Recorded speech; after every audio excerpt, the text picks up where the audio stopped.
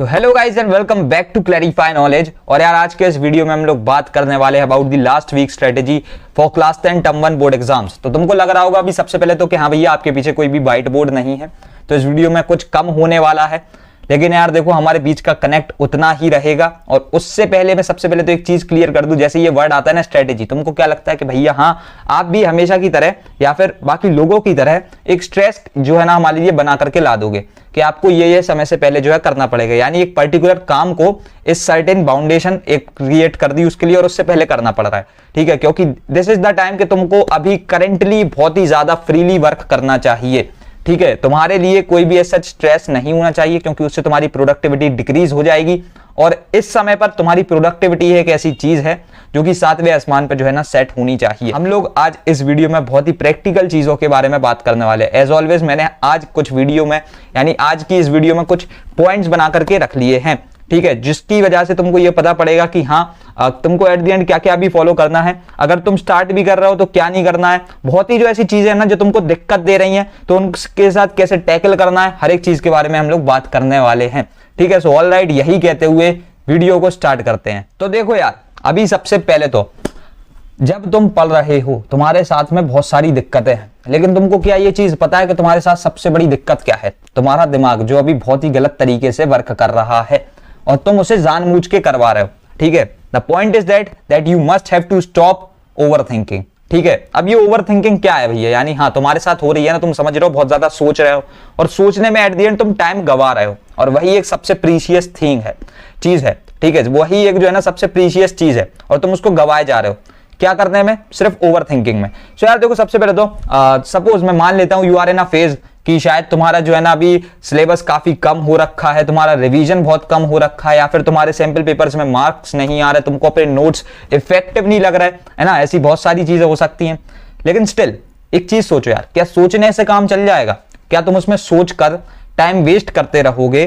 क्या इससे काम चल जाएगा? तुम कहोगे भैया ये सारी चीजें हमको पता थी, लेकिन क्या तुम अभी तक उसको अवॉइड कर पाए? क्या अभी तक तुम उसको बंद कर पाए? समझ रहे हो, वो जो तुम सोचा सोची में टाइम लगा रहे हो, क्या तुम उसे अभी तक अवॉइड कर पाए? नहीं। तो यार देखो अभी इस वीडियो को देखते हुए एक चीज हमको समझनी पड़ेगी, that yes if we just try to 40 out of 40 नहीं, लेकिन हम एक बहुत ही अच्छा मार्क्स अपने लिए निकाल सकते हैं, जो हमारे लिए एक्चुअली डिजायर्ड मार्क्स है ना हमारे, वो हम स्कोर कर सकते हैं अगर हम अपना पूरा टाइम सिर्फ अपनी स्टडीज में दे दे। तो तुम्हारा प्रॉपर डिवोशन तुम्हारी स्टडीज में होना चाहिए, अदरवाइज यार यू विल सी दैट कि ऐसी बहुत सारी चीजें हैं जो तुमको पहले भी डिस्ट्रैक्ट करती थी, अभी कुछ ज्यादा ही डिस्ट्रैक्ट करेंगी, क्योंकि अभी तुम्हारे पास एक रीजन है कि मैंने पढ़ाई नहीं कर रखी, अब तो कुछ हो नहीं सकता। तो ऐसी यानी ये जो ओवर थिंकिंग है ना, इसको हमको स्टॉप करना पड़ेगा। We have to stop all this, ठीक है, क्योंकि ये तुम्हारे एट द एंड मार्क्स को नीचे गिराएगा भाई, मैं सच बता रहा हूं।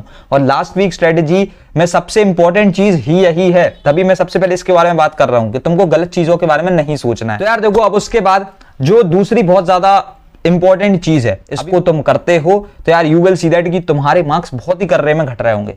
पता है क्यों?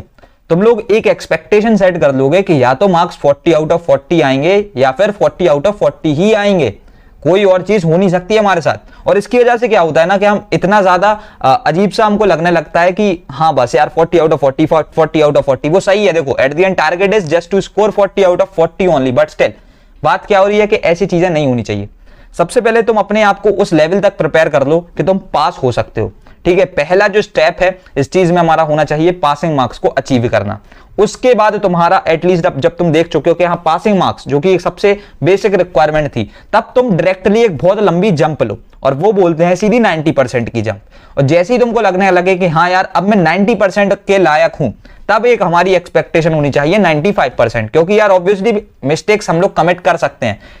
यानी अगर तुम समझ रहे हो अभी स्टार्ट कर रहे हो और तुमने यही सोच लिया 40 आउट ऑफ 40, अगर उसके लिए तुमको पूरा सिलेबस पढ़ना पड़े, शायद तुम्हारे मार्क्स इतने पॉसिबल ना हो। तो इसके लिए सबसे पहले हमको अपने पासिंग मार्क्स को जो है ना सिक्योर करना होगा, उसके बाद 90%, उसके बाद 95% और फिर उसके बाद हम लोग 40 आउट ऑफ 40 की एक्सपेक्टेशंस लगाएंगे, ठीक है। अब तुम सोच रहे हो कि भैया आप एट द एंड बात करना क्या चाह रहे हो, बोर्ड एग्जाम्स तो हमारे होने ही, हम तो 40 आउट ऑफ 40, ऐसा नहीं होता भाई। देखो बात कुछ ऐसी है सिंपली कि अगर तुमने अभी से 40 आउट ऑफ 40 ही सोच लिया और तुम्हारे मार्क्स कहीं पर भी हिल गए, ठीक है, क्वेश्चन की प्रैक्टिस करते समय तुम कहीं पर भी हिल गए, तुमको लगेगा यार गया वो 40 आउट ऑफ 40 का सपना, अब क्यों ही पढ़ना। तो इसलिए सबसे पहले हम लोग पासिंग मार्क्स सिक्योर करेंगे, उसका 90% सिक्योर कर लेंगे। सैंपल पेपर्स को प्रैक्टिस करते करते ये सारी चीजें अगर हमारी हो रही हैं और हमने 2 से 3 बार जो है ना कॉन्जिक्यूटिवली 40 आउट ऑफ 40 स्कोर कर दिया, तो फिर बहुत ही बढ़िया चीज है। अब उसके बाद देखो यार, जो तीसरी बहुत ही ज्यादा इंपॉर्टेंट चीज है, जिसमें अभी शायद तुम लोग टाइम वेस्ट कर रहे होगे। भैया आप हमेशा से हमको इस चीज के लिए इन्वेस्ट करना बोलते हुए आए हो, लेकिन आज आप वेस्ट क्यों बोल रहे हो? देखो यार, दिस इज दी टाइम के। अगर तुम रिवीजन पे बहुत ज्यादा टाइम लगा रहे हो, देखो फर्स्ट ऑफ ऑल अगर तुम्हारा सिलेबस हो रखा है तो तुमको रिवीजन ही करना, लेकिन still I am just talking about the person जो अभी अभी स्टार्ट कर रहा है या फिर जिसका सिलेबस नहीं हुआ। तो यार रिवीजन में टाइम वेस्ट अपन को नहीं करना। अब रिवीजन भी कैसा यार, देखो रिवीजन ये नहीं होता कि तुमने पहले पूरा जो किताब थी ना, सपोज एनसीईआरटी थी या फिर तुम्हारे पास सेलिना थी, तुमने उसको पूरा पढ़ लिया, ठीक है। अब तुम क्या सोच रहे हो कि बल्कि मैं रिवीजन करूंगा, 7-8 चैप्टर हैं, सबका मैं एक बार में रिवीजन कर रहा हूँ। चैप्टर वाइज भी नहीं करा, टॉपिक वाइज भी नहीं करा, हमने क्या किया, सीधा सब्जेक्ट वाइज रिवीजन उठा करके रखा, 3 घंटे तक रिवाइज कर रहे हैं। तो ऐसे काम नहीं चलेगा, ठीक है। ये सब चीजें लेक्चर्स में हो जाती है, लेकिन जब सेल्फ स्टडी कर रहे हो तो ये अगर ऐसा बल्क वाला रिवीजन कर रहे हो तो मत करो। रिवीजन अभी जो एक तरीके से हो सकता है और जो सही है वो है मात्र वो 5 मिनट वाला रिवीजन, ठीक है। 5 मिनट में हमने अगर एक चैप्टर को कर दिया, पूरा चैप्टर रिवाइज हो गया, हर एक कॉन्सेप्ट जो हमारा क्लियर है, फिर से हमको चीजें फिर से स्पार्क करने लगी, हमने हर एक चीज को रिकॉल कर दिया, तो हम फिर कह सकते हैं कि हाँ यार हमारा काम भी हो गया, टाइम भी वेस्ट नहीं हुआ, ठीक है। और तुमको कुछ इस तरीके से जो है हर एक चीज को करना पड़ेगा। उसके बाद जो एक और बहुत ही इंपॉर्टेंट चीज आती है और जिसमें अभी हम लोग फिर से टाइम वेस्ट कर रहे होते हैं, ज्यादातर जो है ना तुमने सोशल मीडिया के ग्रुप्स में ये चीजों को देख रखा होगा, दैट इज प्रैक्टिस, ठीक है। तुम क्या करते हो ना, प्रैक्टिस करने के लिए इतना सारा रिसोर्स अपने लिए इकट्ठा कर लेते हो और उसमें एट द एंड रिजल्ट क्या निकल के आता है कि यार इतना हमने जो है ना रिसोर्स तो इकट्ठा कर दिया, लेकिन बात अब क्या आ रही है कि हमने इसको कर लिया, लेकिन इसे यूज कब करेंगे? यानी ये वो जो सवाल है ना इतने सारे, उनको लगाओगे कब? तो अगर तुम इतना सारा रिसोर्स इकट्ठा करके रख रहे हो, एट द एंड प्रैक्टिस तो कुछ नहीं कर रहे ना, तो फायदा क्या हुआ? एकदम नील बटा सन्नाटा। तो तुमको एट द एंड एक चीज एंश्योर करनी है कि तुम बेस्ट प्रैक्टिस कर रहे हो। तो भैया ये बेस्ट प्रैक्टिस में चीजें क्या आती हैं? देखो सबसे पहले तो तुम्हारे पास वो एक लिमिटेड रिसोर्स होना चाहिए जो एकदम बेस्ट क्वालिटी में है। तुमको हर एक रिसोर्स की पता है, हर चीज है यार अभी, लेकिन अगर तुम्हारे पास एक तुम लिमिटेड रिसोर्स बना लोगे तो तुमको पता तो रहेगा कि हाँ यार ये मेरा टारगेट है और इसको मैं अभी करने वाला हूं। अब यहां से कुछ 4 सवाल लगाए, 4 सवाल उस किताब से लगाए, ये सब चीजें हमको नहीं करनी है, ठीक है। और उसके बाद एक बहुत ही इंपॉर्टेंट चीज, हम लोग प्रैक्टिस करने में इतना खो जाते हैं कि हम एक चीज नहीं देख पाते कि यार हम लोग सेम टाइप के बार बार क्वेश्चन को रिपीट कर रहे हैं। दिस इज द टाइम को तुम ऐसा नहीं कर सकते हो, ठीक है। यहां पर यार you have to see that कि तुम एक किसी भी पर्टिकुलर टाइप के एमसीक्यू को, एक पर्टिकुलर टॉपिक पर सेम तरीके के क्वेश्चन को मैक्स टू मैक्स 2 बार प्रैक्टिस करो। उसके बाद तीसरा एमसीक्यू अगर सेम तरीके का, सेम कॉन्सेप्ट का लग रहा हो तो उसको लीव कर दो, क्योंकि एट द एंड वो कॉन्सेप्ट को तुमने रिवाइज कर लिया, 1 हफ्ते बाद पेपर है भाई, इसमें ऐसा जब कोई चीजों की रिक्वायरमेंट रह नहीं गई है कि वो अपना रिविजन कर रहे हैं, प्रैक्टिस कर रहे हैं, लेकिन एक चीज को छोड़ देना जो कि बहुत ही इंपॉर्टेंट है। पता है क्या? वो है यार तुम्हारा सैंपल क्वेश्चन पेपर, यानी एसक्यूपी, सैंपल पेपर जिसे हम बेसिकली बोलते हैं। तुम लोग यार इनकी प्रैक्टिस नहीं कर रहे हो, ठीक है। और ये एक बहुत ही बड़ी दिक्कत है। देखो सबसे पहले तो सैंपल क्वेश्चन पेपर की प्रैक्टिस करनी क्यों होती है?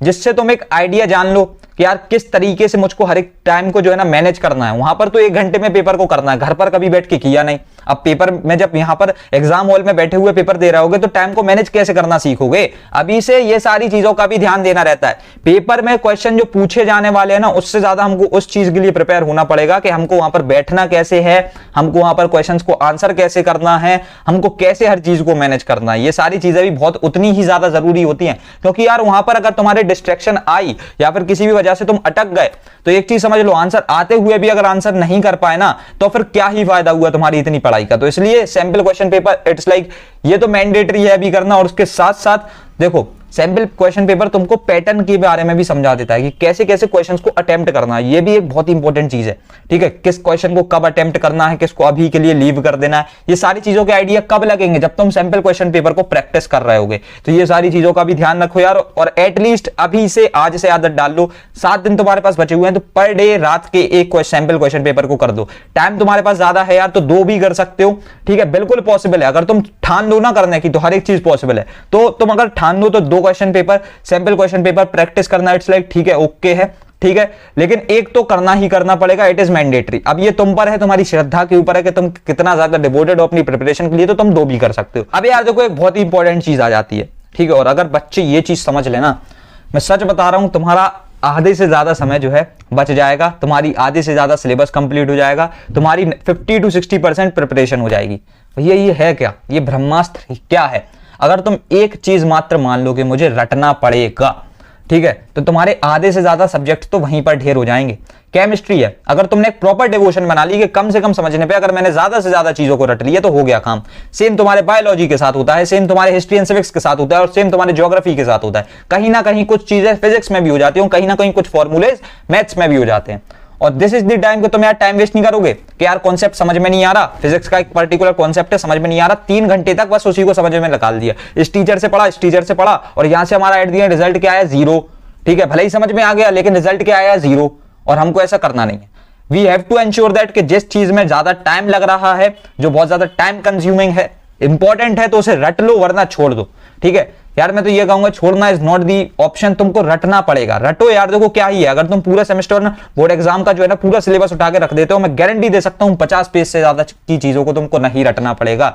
3-3, 4-4 पेज हर दिन एलिमिनेट होंगे बोर्ड एग्जाम्स के टाइम पे। अगर ऐसी चीजों को हम लोग प्रैक्टिकली हर तरीके से अच्छे तरीके से असाइन कर देना तो हर एक चीज पॉसिबल लगती है, और यही तुमको करना है यार। ये जो चीज है ना, अगर तुम इसका भी यूज करने लगोगे then you will see that कि तुम्हारा रिवीजन जो है इफेक्टिव हो रहा है। चलते फिरते अगर तुमने नोट्स एंड चिट्स को एक बार निहार लिया, नोट्स एंड चिट, चलो ठीक है तुम्हें नोट्स आते थे, अब ये चिट्स क्या होती हैं? तुमने यार वही देखा होगा ना, स्टिकी नोट्स टाइप आते हैं, हम वॉल्स पे चिपका देते हैं, लड़की अपने वॉल्स पे चिपकाए हुए होती हैं, बहुत से अमीर लोगों के फ्रिज पे चिपके हुए होते हैं, जहां पर भी वो घूमने जाते हैं ना उसकी स्टिकी फोटो चिपका देते हैं, ऐसे स्टिकी नोट्स आते हैं। अब इन सब का यूज मैंने पर्सनली कर रखा है, किस लिए? सिर्फ अपनी टू डू टास्क के लिए, ठीक है, लेकिन स्टिल इसका यूज तुम कब कर सकते हो? अपने रिवीजन के लिए। अब इसमें कुछ ऐसे सर्टेन पॉइंट्स है, तुमको लगता है कि तुम धराचार फॉर्मूला बार बार भूल जाते हो, तो अपनी इतनी सी एक चिट बनाओ और उसको यहां पर ऐसे चिपका दो। 3-4 बार दिन में अगर तुम्हारी नजर पड़ेगी, तुमको ऑटोमेटिकली वो चीज याद हो जाएगी। समझ रहे हो? And this is the point कि यार तुम इन सब चीजों का यूज करो ना। अगर ऐसे रिसोर्सेज तुम्हारे लिए अवेलेबल हैं तो उनका यूज हम क्यों ना करें? हर तरीके से पढ़ाई हो रही हो इस समय, अभी तुम्हारा प्रॉपर डिवोशन एकेडमिक्स पे हो भाई साहब। स्किल्स और फालतू का BGMI, फालतू का इंस्टाग्राम की रील्स, जितनी भी ये चीजें हैं इनको बिल्कुल त्याग दो।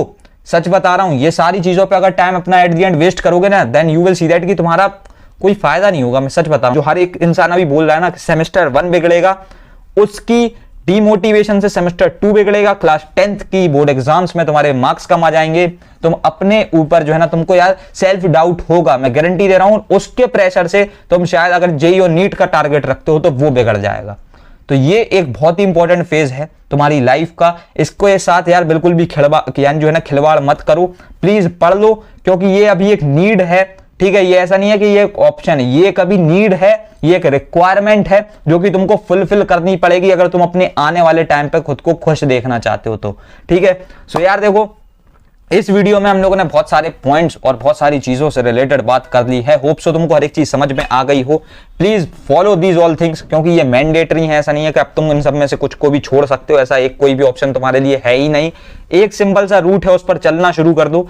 रिवीजन कर रहे हो then that is great. Syllabus नहीं हुआ, कुछ भी करके कंप्लीट करो और फिर रिवीजन थोड़ा बहुत कर लो, बल्क में मत करना। वो जो 5 मिनट रिवीजन है that is the best thing. ठीक है, और उसके साथ साथ इस वीडियो में यार मैंने बहुत सारी बातों को करा है एंड रखते हैं यार इस वाली वीडियो में इतना ही। होप सो हर एक चीज तुमको समझ में आ गई हो, एंड तब तक के लिए मिलते हैं अब तुम्हारी अगली वीडियोस में, एंड थैंक्स फॉर वॉचिंग।